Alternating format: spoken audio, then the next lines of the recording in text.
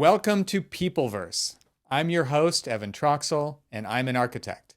Peopleverse is a show where I talk with people throughout the building industry to unearth authentic stories from interesting people to entertain and inspire. You might have heard of the metaverse. Well, we're doing something different here.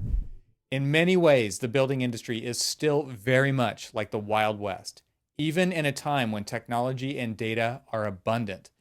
Peopleverse explores the people and the stories behind the projects to remind us why we got into this industry in the first place and to build relationships along the way.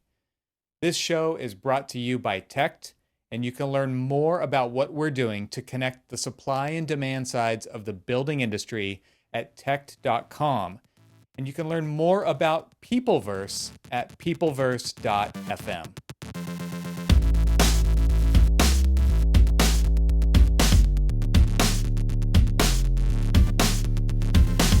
Today, I have Cherise Lakeside on the show. Cherise has experience with many facets of the project team in the built environment. She has worked mostly in architecture with stints in construction, MEP Engineering, and now Building Science throughout her career. Cherise is a CSI Fellow, past president and current certification chair of the Portland Chapter of CSI, and a former director at large on the Institute Board. Cherise currently teaches the CSI CDT certification program and has had hundreds of students over the last 9 years. Cherise is passionate about young professional development, public speaking, educational engagements with over 300 over the last 8 years, and is particularly interested in improving project coordination and communication. Her latest adventure is as a host of the new RCAT-sponsored AEC podcast, Detailed. She is fondly referred to as the hashtag CSI Kraken. Connect with her on LinkedIn, or you can follow her on Twitter at Cherise Lakeside. And I'll have links to that stuff in the show notes. Cherise, welcome to Peopleverse. Hello, Evan. How are you? I don't think it's been too long since we talked. I'm doing well, thank you. And I'm excited to have you on here because you speak the same language as what we're trying to accomplish here with this podcast, with this YouTube show. And so I'm excited to have this conversation with you today. Crazy language? You Yes. speak crazy language? Okay, then we'll get along just fine. I read a little bit about kind of your career history here, but maybe you could give us kind of your origin story so that we can orient everybody to who Cherise Lakeside is. Origin story. So like I was born in, no, I'm kidding. In the industry. I know what you meant. I'm just being a smart aleck. It's kind of funny because none of what I do was ever in my plan as a young person. I happened to, my senior year in high school, have enough credits not to have to go to school all day. So I took a job as a receptionist in a construction company. Just answering the phone, making copies before computers. God, that makes me sound old. And still this didn't become my plan till well into my career, to be perfectly honest. And I did that for a while. I went off and did some other things. And then when I was 20 years old, I got a job as a receptionist in an architecture firm. And seriously, the rest is history. I started there. I was at that firm for 22 years. And I started there answering the phone. And I'm just a person that I am not a good person to be bored or not be challenged. And so it was a smaller firm, and I kept taking on more roles and more roles. And I got to a certain point where I was writing the specs, I was writing the contracts, I was doing all the marketing materials, I was doing all of the accounting. It really was the most valuable thing I ever did because I had to touch every piece of this business from the architecture. That was the architecture tunnel. I went down other tunnels. Mm-hmm. And then in 2008, the economy tanked and I was terrified. It's like, is anybody going to hire me? Do I have anything to offer anybody? I've been since I was a kid in this firm. And I didn't go to work anywhere for a while because nobody was hiring. Mm. And I eventually got a job at Interface Engineering, which is an MEP engineering firm, to help them with their master specs. And so kind of completely stepped out of what was originally an admin role that my old boss at that firm, he still emails me or texts me every year on my birthday just to say happy birthday. Nice. And we closed that firm down. I didn't just lose my job. I actually helped pack out the last box. And he tells me all the time, we should have made you a partner, which I just, mind-blowing at that time that would have been. And so then I worked in MEP Engineering for 6.5 years in a pretty large Anchor Moyson Architects, where my mentor works, Rick Heiserman, called me up and said, how'd you like to come be a spec writer for us? And that was scary. Okay, now I'm going back to architecture in this big firm after being in MEP for like 6.5 years. Went to work at Ankrum. I was there a couple of years. They had some layoffs, and then I went to work for another architecture firm in Vancouver, LSW Architects. And it's just been progressing. And while I was at Interfaces when I joined CSI, I always knew about it, but I was raising a big, busy family and didn't think I had time. I wish I would have known better, to be perfectly honest. And everything just it was like this snowball effect. Getting more opportunities and growing. I did my first speaking engagement. It was about 8 years ago now. And I've had over 300 now. I didn't say anything more than, hey, your trophy money's due on Friday at one of my kids' events before that. And then I worked with an architect who was a principal at Ankrum, who had moved to RDH, where I'm at now. And he called me up and said, how happy are you? When I was at LSW. And I said, I'm really happy. This is an amazing firm, amazing people. You're going to have to move the sun, moon, and stars to make me consider leaving this firm. And he said, done, done, and done. Yeah, well, so he said, well, will you just come talk to the boss? And I did. And then I talked to all the bosses. And they did. They moved the sun, moon, and stars. And, I said, I need to be able to be me. I need to be able to be involved in all these things as well as my job. I need to be able to innovate. And I get all of those things, and they're super, super supportive, and I'm heard.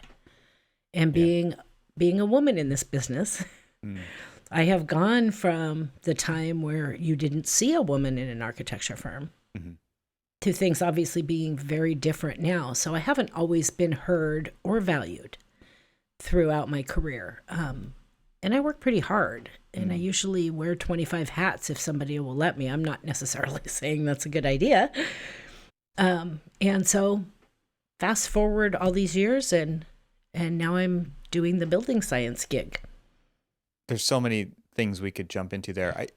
I definitely want to get to the importance of CSI and specifications, because I think the audiences here may have differing opinions on that. And I know you have really pointed opinions about the quality of specifications, things like that. So let's get there. But before we do, and you already mentioned that you kind of fell into this. You didn't plan for this. But is there any story from your childhood that, looking back, predicted what you are doing today? So, you sent me the list of these are questions I might ask you. Yeah. And I looked at that one and I'm like, oh, like how in the heck do I answer that? And I really couldn't exactly think of one, because none of this was in my plan. This is, I didn't even know what a spec writer was. Yeah. Or ever had any affinity towards architecture or the building environment. But I would say that a couple of things I think that might have made me a little different, that led me here into being, I feel pretty good at what I do, was like when I was in school, I always had friends in multiple different groups. And kids tend to kind of, they find their core group, and that's where they stick. And I had friends that were the honor roll students, and I had friends that were athletes, and I had friends that were the stoners in the park. I mean, I really, truly had friends in all different groups. And I think that has my ability to get along with just about anybody has served me well in the job of being a spec writer.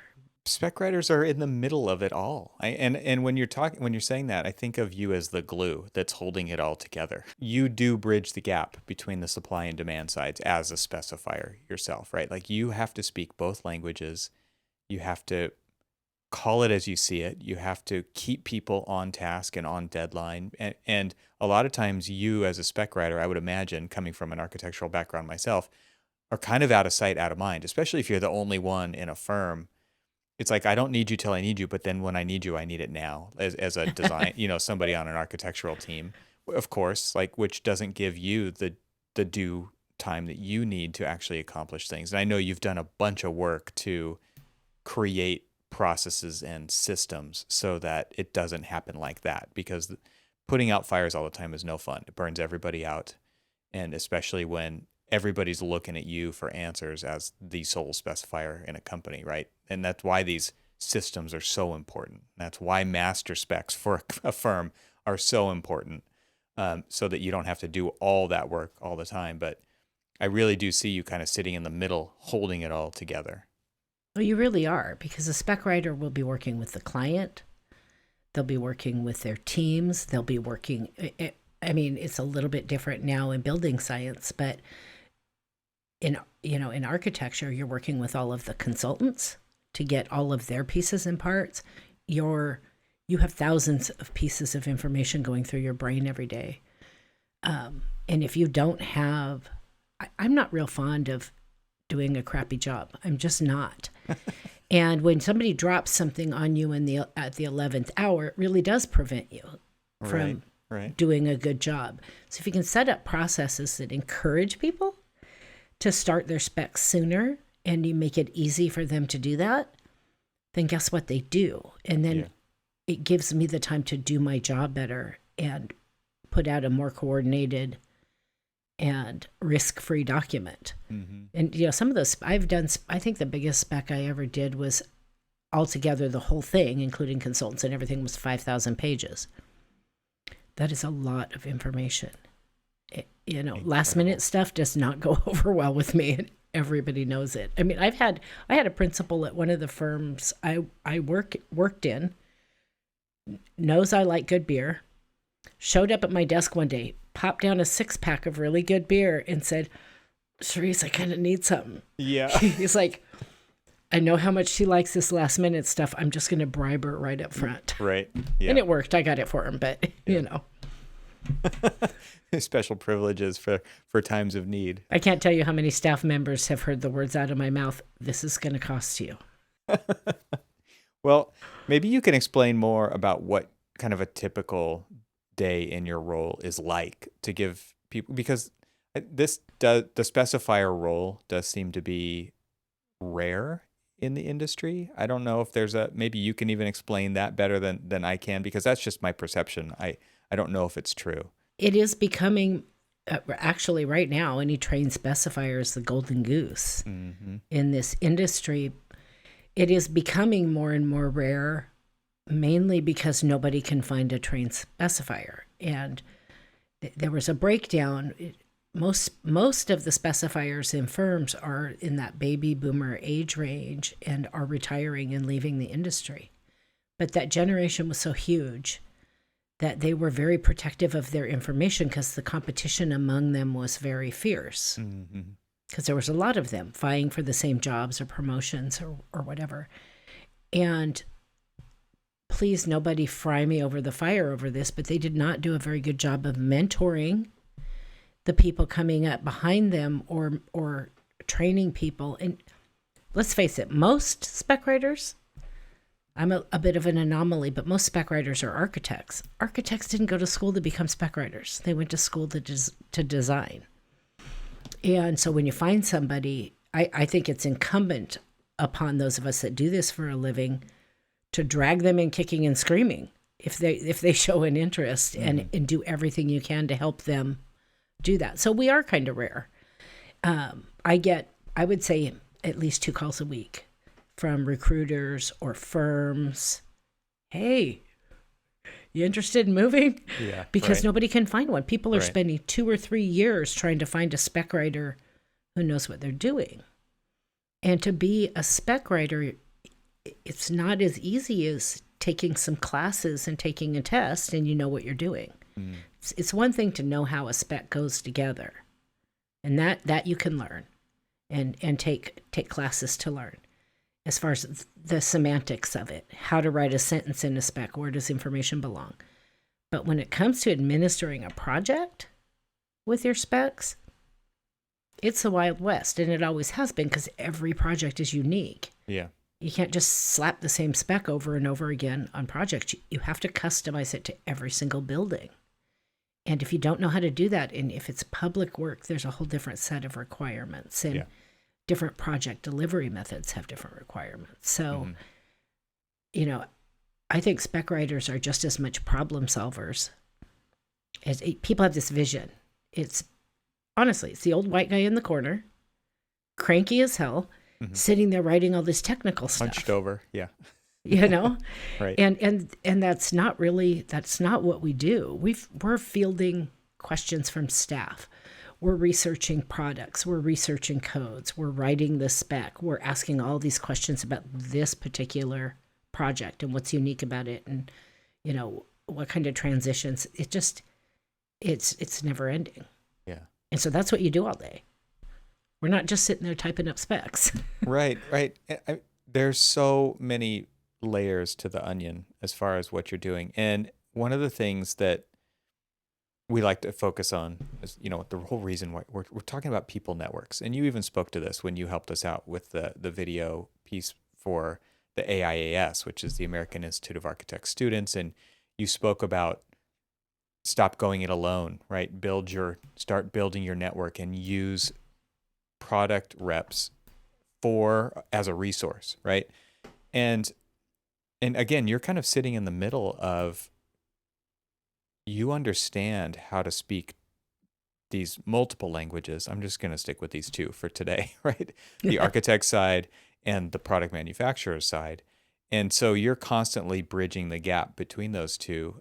And your advice to the students was start building your network of product professionals early, because they will take a lot of the weight off your shoulders through the design process, because you can't know everything about everything all the time. And as you just said, each project is unique to an extent. Of course, there will be things that you have used before and that you will use again. But there's always new challenges and opportunities. And, this one's a remodel versus a greenfield. And you're going to open up a wall and find something. And all of that changes all of the stuff that happens behind the scenes, even down to the spec, right? So when it comes to you kind of bridging this gap between the design side and the product side, what do you see as kind of the biggest issues in that gap right now that you feel like we have an opportunity to actually start to address? Oh, that's such an easy question to answer. I like it. I'm like, where's he going with this? What's he going to ask me? And it's a reason I'm as passionate as I am about teaching the CDT.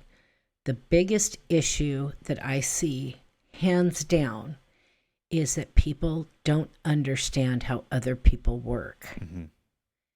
How do you coordinate with your product rep or your consultants or your owner if you don't know each person's roles and responsibility, or you don't truly understand how they work and really what they do all day? And I learned that lesson the hard way. And that's why it's really valuable to get out of your box and do something like go work for an engineering firm for a while, because you get this, you really do, you get this epiphany of, wow, each member of the project team does different things, and they're responsible for different things. And when you understand that, you can have a conversation. You can ask the right questions. But if you're in architecture and you don't understand, let's talk about product reps.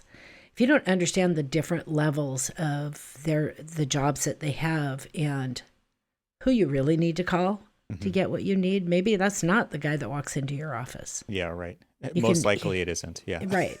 But most manufacturers have a technical director kind of person, or multiples of those that you can call when you need to get really down and dirty on something you need for your spec. Having relationships. Some of my best friends are product reps. They really are. Like if I don't feel like I have somebody in my area that's going to serve me and get me what I need without all the maybe fluff of a sales pitch when that's not what I need in that moment. And that's a big failing on the product manufacturer side, to be perfectly honest, is not understanding how I work, what I really need, what I can and cannot put in a spec. I get manufacturer specs all the time that has risk language throughout. I can't write a spec that way, so I have to completely rewrite it. That takes me 2 to 10 times as long. And because I can't cut and paste it into my specs. And you know how many people do that? You just cut and paste risk right into their specs. And so I've done a number of presentations with manufacturers and product reps on how to improve that relationship. And it's just, I love watching the light come on. Wow, that's really what's important to you? And I'm not faulting the product reps. I'll be perfectly honest. What I'd like to do is get all the CEOs in a room, because they're the ones, putting down to their staff, this is how we're going to do things. Yeah. And these are the documents you're going to use. And a lot of the product reps I work with realize that what they're having to work with is deficient, but can't get somebody above them to hear them, that if you want to get in this door every single time, here's what she really needs. And, so every chance I get, I feel bad for the product reps, because sometimes they get to be the object of my friendly rant, but I understand that they're doing what their company dictates they do, but I understand they got to sell and make money. I want to go down that for a minute. There's so many things right here that we need to talk about on this. And like this show can be, I think, a huge resource in this way, which is, number one, quality and expectations of what a spec is for a design professional versus what exists out there. I know you have some strong opinions about the quality or the lack of quality of the kind of canned specs that exist out there that, as you just said, people are downloading and copying and pasting that risk into their projects. But then also, well, let's just start there.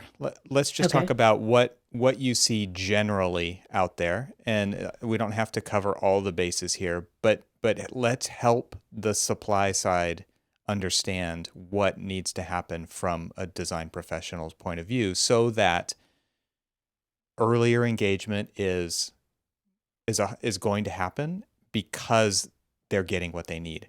The best thing any manufacturer could do for me is provide me with a properly written spec. It can be written around their product, but it needs to be written properly. I would say, and I'm not exaggerating, I would say 95% of the specs I get from manufacturers have to be rewritten. 95%.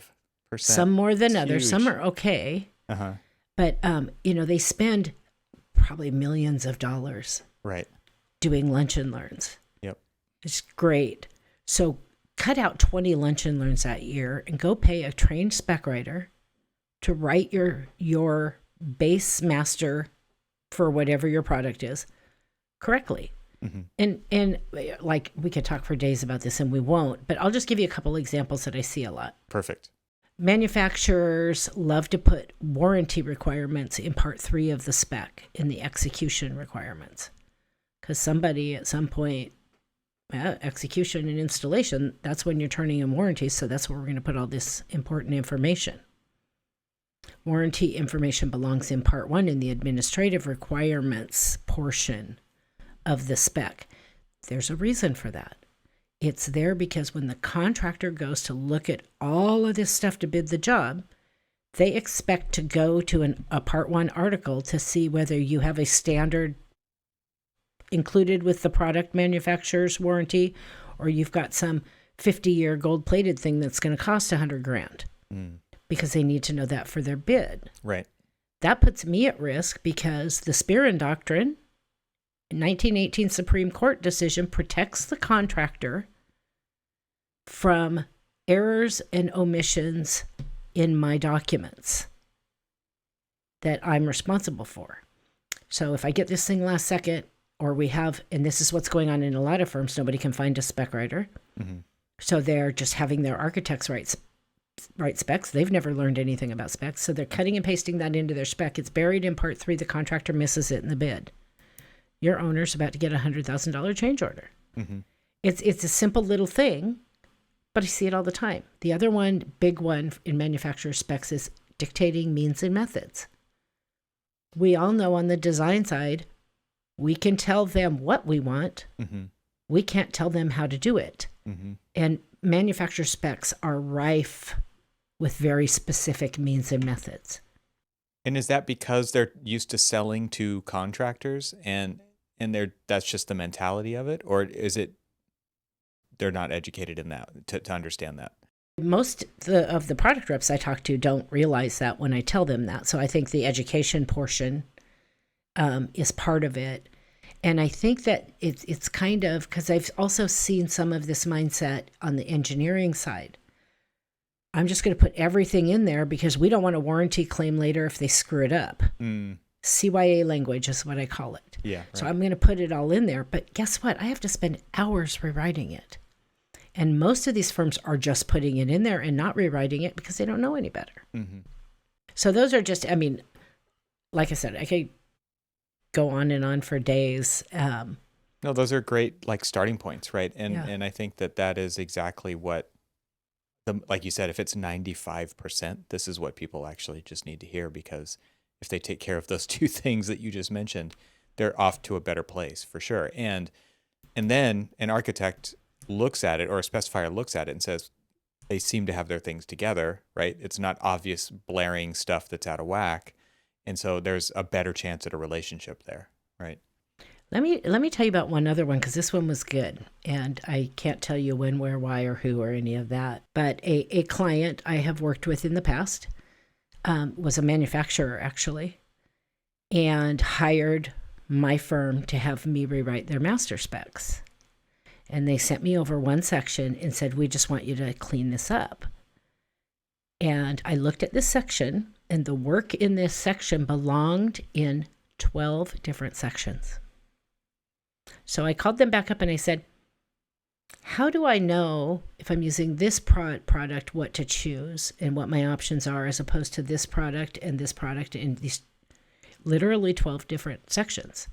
And they actually ended up hiring my company to have me write their master specs, which is not what we do. But and they're beautiful now, and they have a separate, properly written spec section for each of their product categories that makes sense, with editor's notes that help the spec writer know how to choose things, and everything is where it belongs. And they added in a bunch of things that they should have been covering that they weren't.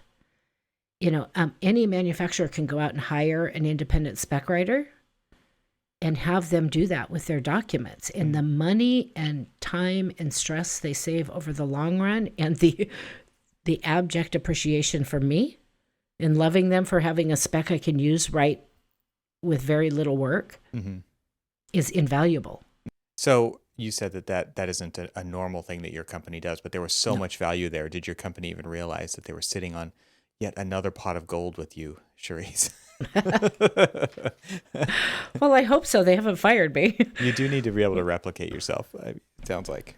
No, but nobody needs any more than one of me. Trust me. One Cherise is enough. One Cherise is enough.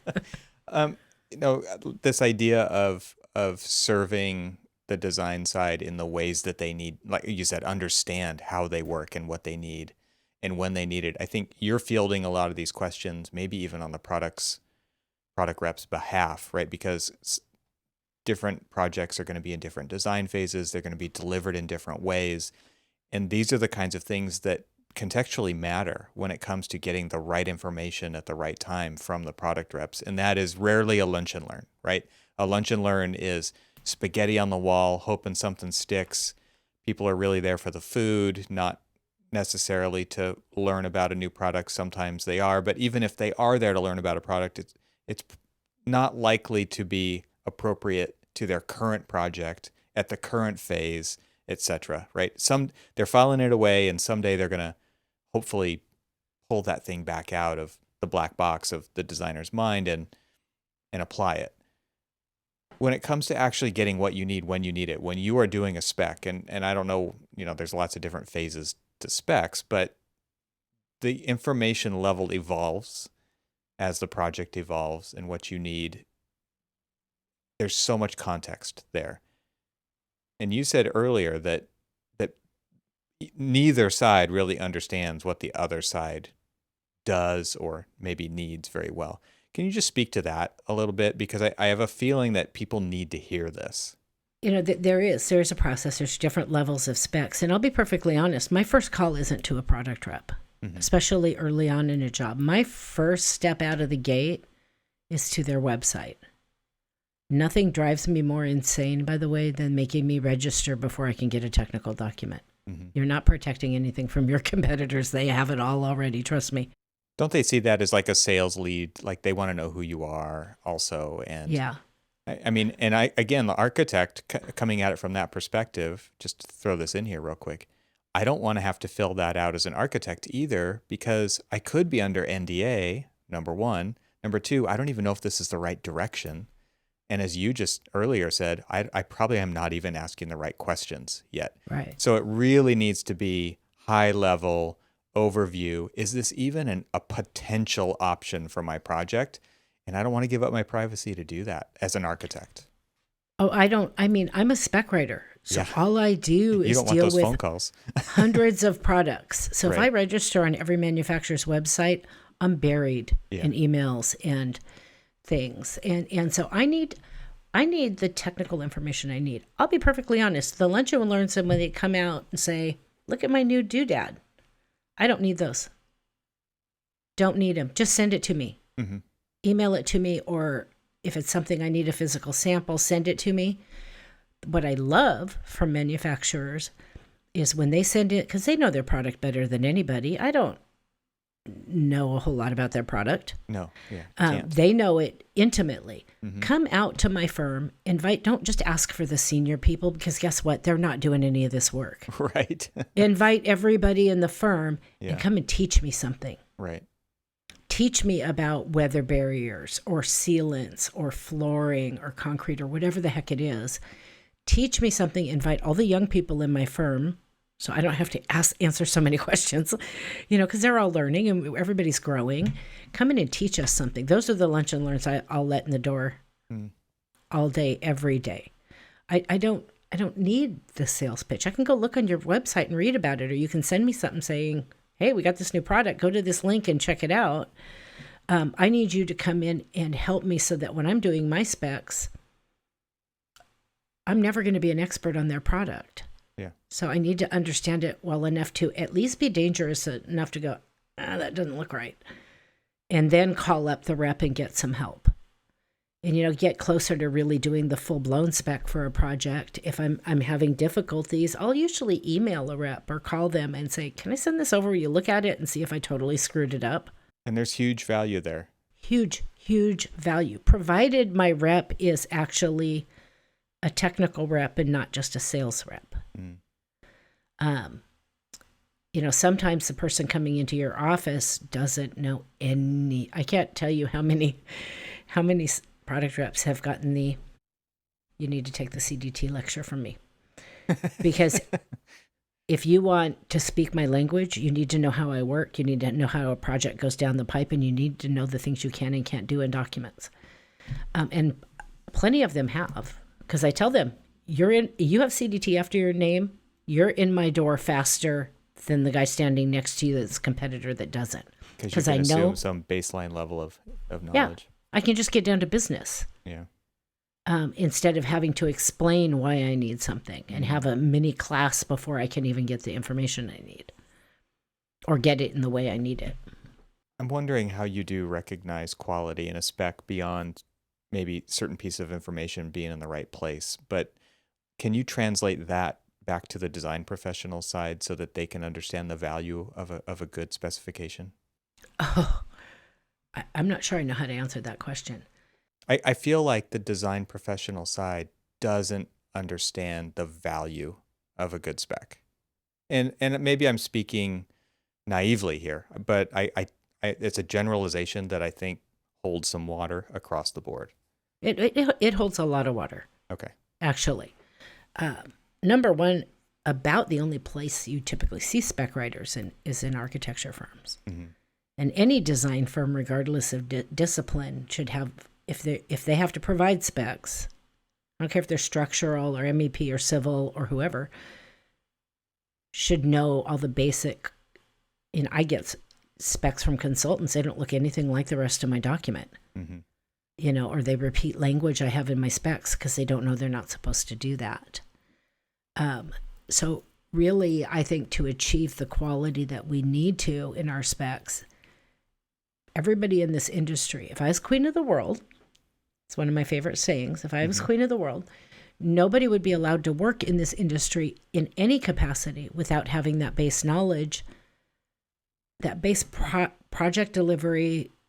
And I'm not trying to sell the CDT. It's just the only thing I've ever found that kind of covers all of that at enough of a level that you're dangerous enough to ask the right questions. There's a book. It's called The Contractor's Guide to Change Orders.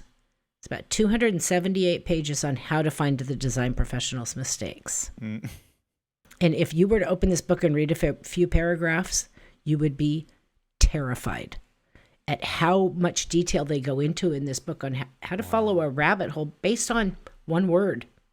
Wow. That they know you're not supposed to say in your documents. Or one thing they see on the drawings, because the cornerstone of spec writing is say it once and say it in the right place. Right. So if you do that, and you put the right information on your drawings and specs, your contractor cannot build that building without reading both.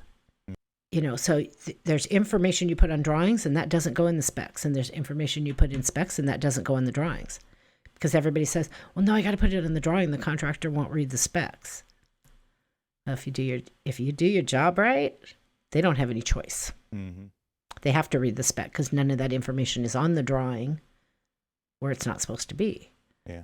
So, I think the quality is really having a basic understanding of what you're doing before you try to do it.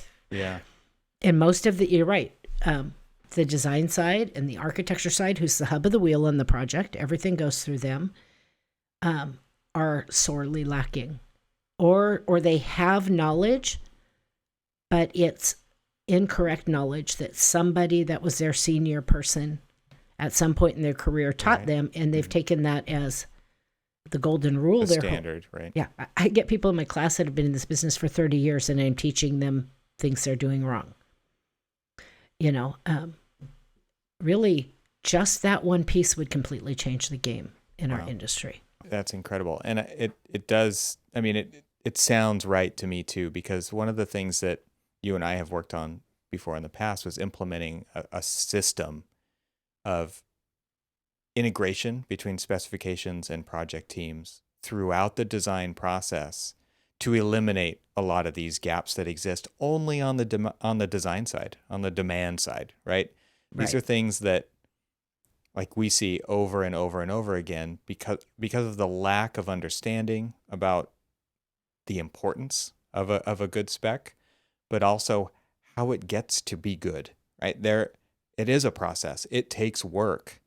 And if you are a sole specifier in a large firm and you're touching 100 projects or 200 projects a year, like you're going in all these different directions. You can't keep it all straight. So these systems are so important, but the team has to care. I think that's really what I'm honing in on is the team has to care. And what I loved about working with you on that and kind of building this system, which a friend of ours actually implemented, right, was giving opportunities for people to engage and own the spec throughout the design process, much more than just throw it in at the end, right? Because we do see a lot of teams doing that a lot of the time. Well, and that's one thing that's been really beautiful about it. The little side benefit that I I didn't really think about it the time I started coming up with this process, get everybody on the same page and looking at the same thing, was the opportunity it also gave me to bring the level of understanding up for everybody I worked with on every project as a part of working on the project. Because that's one of the reasons people don't get the training they need in this business, is because time is money. So I'm constantly in every project training somebody, or, dropping a note and alerting them in the spec, because we work in Bluebeam, that, hey, we can't say this, I'm changing it to this. Yeah. And so I use it as a continual, constant training opportunity. This is not just for younger staff. This is every single person I work with.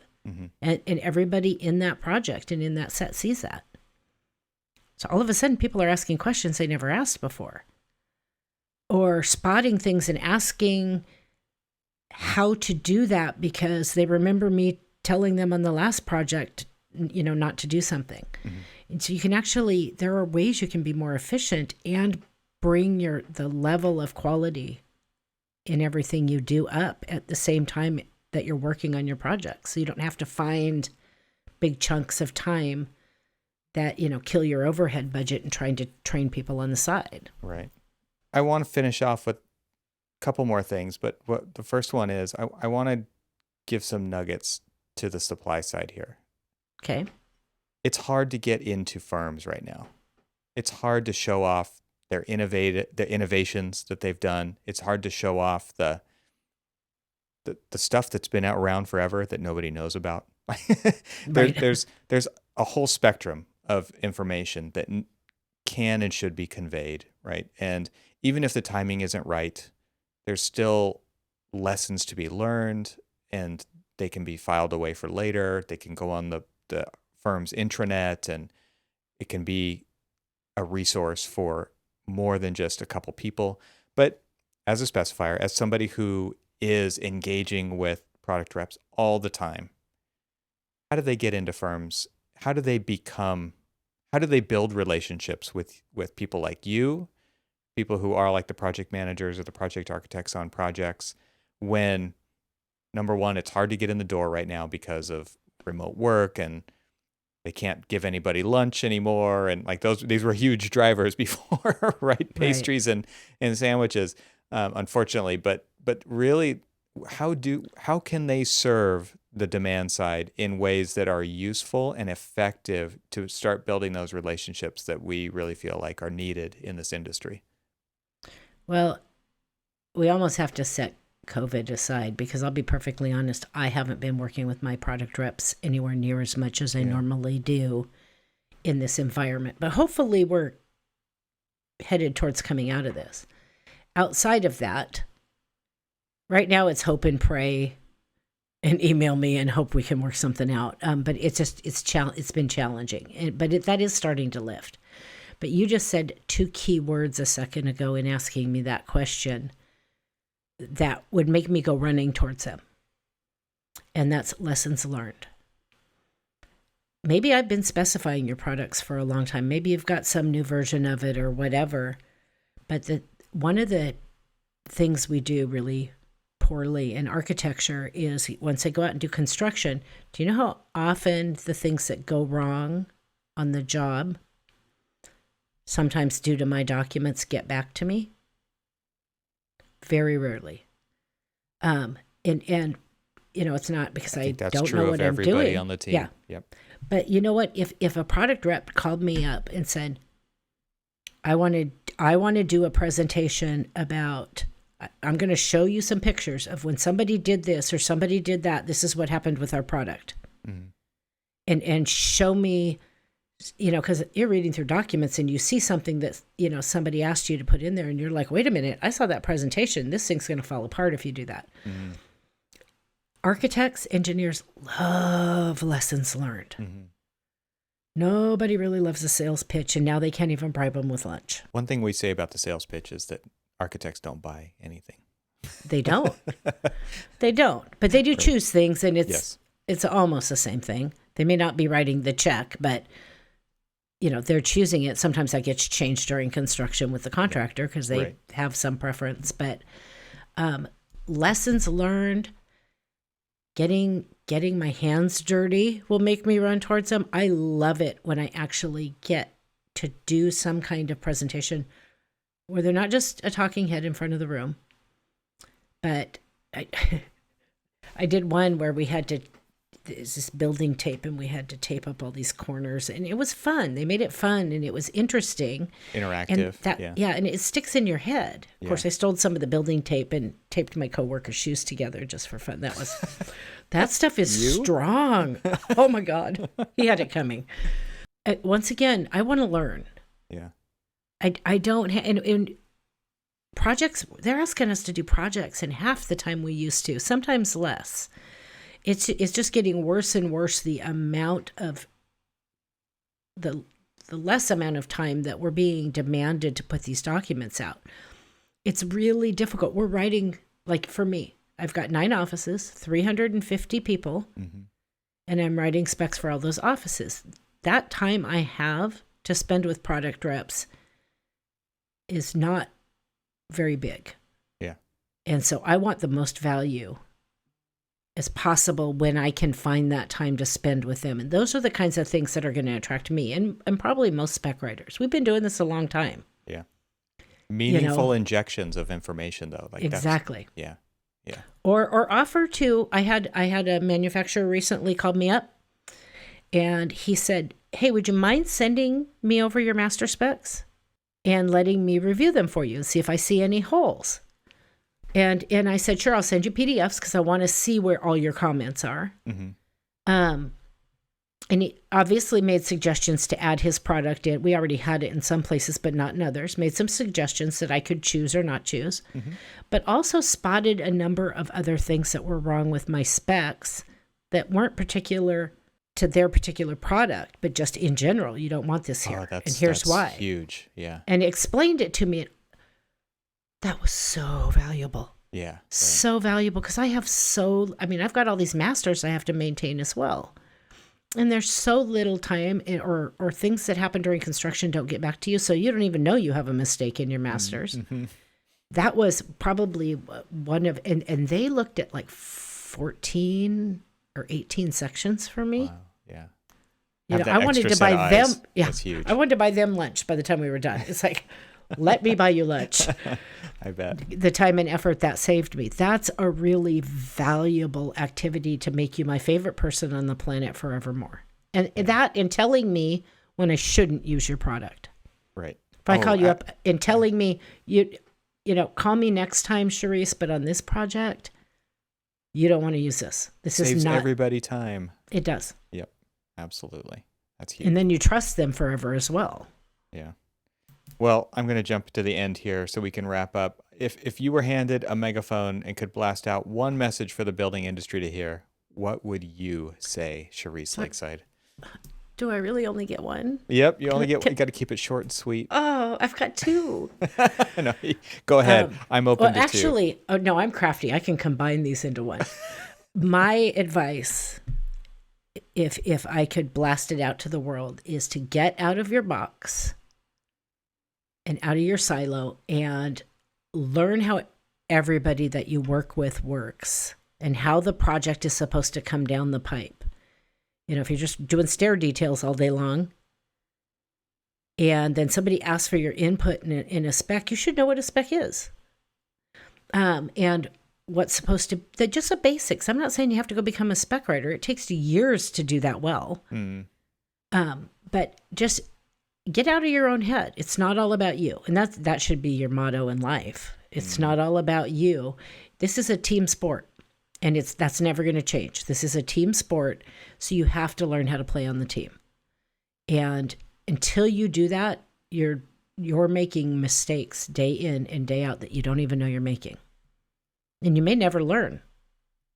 I'm not kidding. Got people 30 years in that have been doing something a particular way for 30 years. And then they're looking at me going, I didn't know we weren't supposed to do that. I feel like this goes back to design school for a lot of people on the demand side, because we are trained to go it alone. We are trained to operate our own business, and we are licensed in that way as well. All the tests revolve around you being a sole proprietor, because it's kind of worst case scenario, right? Right. But that mentality that rut is deep, and it is hard for people to come up and use their peripheral vision, right? And broaden their perspective to really understand those kinds of things, because it's just ingrained. And it's a huge piece of advice. I totally agree. That's a failing. It really is a failing. I'm speaking in 2 weeks to the AIA Oregon Small Firm Architects group, and so it's statewide. And then, so I'm speaking in 2 weeks to give them a Specs 101. Here's the basics you need to know. And then a week after that, I'm coming back for a roundtable discussion to talk about maybe some things they could explore to actually have a master and quit putting specs on their drawings. It drives me insane every time I hear that. Sheet specs, yeah. But there is a hunger for that knowledge, but nobody is telling people where they can get it, or that it's even out there, or even that they need it. Sometimes years in before they realize they need it. Yeah. And they're not giving it in. This should be happening in school. Yeah, it shouldn't be you accidentally run into somebody like me along the way that tells you where you can get it, because I'm going to tell you, because I tell everybody.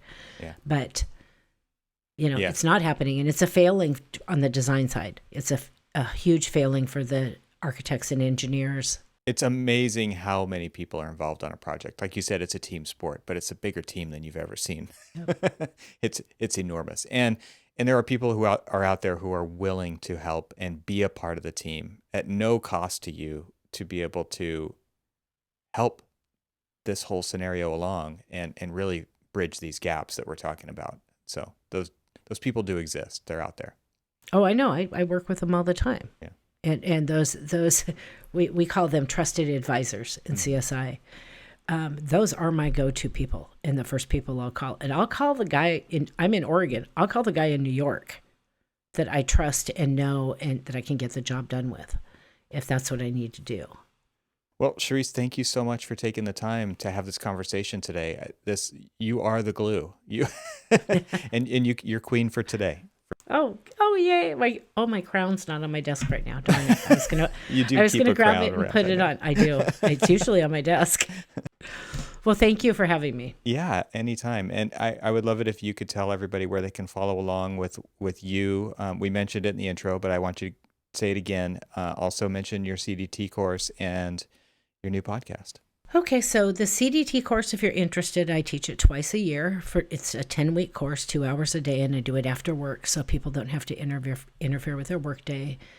I'm teaching it right now for the spring session, and I'll start teaching it again in August or September for the fall session. And you can go to the Portland CSI website to find more information about that. And you don't have to be local for that, correct? Nope. You don't have to be. I do it all virtually, so you can. I have 52 people in this class right now, and I have 28. I looked up the stats. 33 women, 17 men, 28 states, plus Puerto Rico and Canada. And it will be, doesn't cost a whole ton. It'll be the most valuable money you ever. I've taught hundreds now. I've yet to have one person tell me that they didn't find what they learned in that 10 weeks to be some of the most valuable information they've learned in their career. Wow. Regardless of their level of experience. And it's not because it's me teaching it. It's great information. I like to think I'm kind of entertaining as a teacher. Yeah. But there are other chapters in the country that teach it as well. So it doesn't have to be with mine. But just getting the knowledge. And if you don't want to get certified, you can still take the class and get the knowledge. You don't have to be taking the exam to take the class. Just get the knowledge. Okay. And then I have a new podcast. It's actually not my podcast. I'm the host. I'm just a talent, as you said earlier. Right. It's rcat.com/podcast, and it's called Detailed. And basically the concept is that I'm going to be talking to different people in the industry about different projects, and sometimes I'm going to go off the rails a little bit and not talk about projects. And pull back the curtain and ask the questions that we're never allowed to ask under the contract umbrella in a project. And, talk about the lessons learned and what went right and what went wrong, or what's something that unique. The one that came out today it's really, just as a teaser, they were redoing this, they were completely rebuilding this building during the time that we were having a lot of political unrest in Portland and rioting and vandalism. And so when they built it, because that part of town tends to get more of that kind of activity when there are protests, they found this window film that you could put on windows that you could actually throw a brick at that window and it will not break. And so I think they even identify it in the show notes. But it was just really interesting. It's interesting hearing about how people solve their problems and different challenges they faced, outside of the project environment where people can speak frankly. Nice. Well, if people need more Cherise in their life, they've got a podcast. There's your Twitter at Cherise Lakeside. And thank you so much once again for spending time with us today. Thank you. I really enjoyed being here. Hey, before you go, can you do one thing for me? Hit the like button. It really does help us in the YouTube universe. Watching all the way to the end is probably even more helpful, so thank you for that too. It all adds up and helps more people find the show. These are great ways for you to help spread the word and contribute to the Peopleverse. If you want to help the channel even more, please subscribe and use that red button right down there and turn on the notification bell so that you'll know exactly when the next episode comes out. It's completely free to do so. And finally, do you have something to add to this conversation? If you do, leave a comment. I read all of them. I can't wait to share the next conversation with you. So until then, see you soon.